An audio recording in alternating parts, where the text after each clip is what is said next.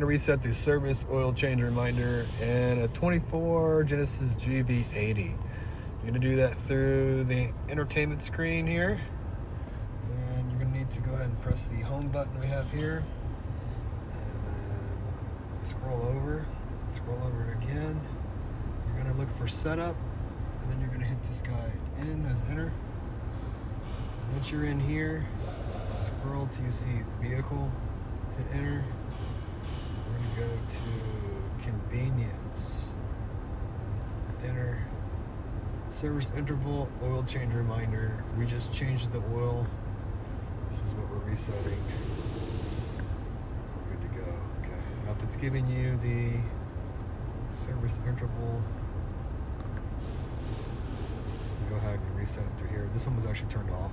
I just turned it back on. Okay, but you reset it right here.